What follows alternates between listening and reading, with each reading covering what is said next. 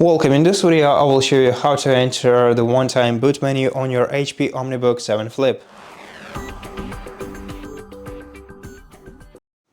So to do that, you're gonna have to shut down your laptop completely, and after that, turn it on by short pressing the power button and repeatedly clicking F9 button to enter the one-time boot menu directly.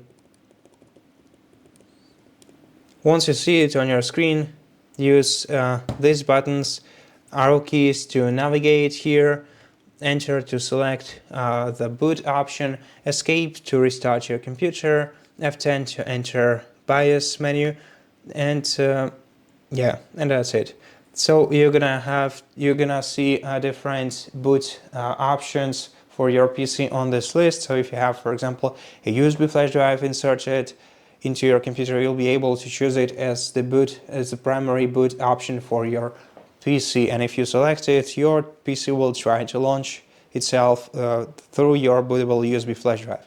So I'm gonna leave this menu by pressing escape button and wait until it restarts. And that's it. Thank you for watching this video. If it helped you, please consider subscribing to our channel, leave us a like in the comment below, and I'll see you in the next one.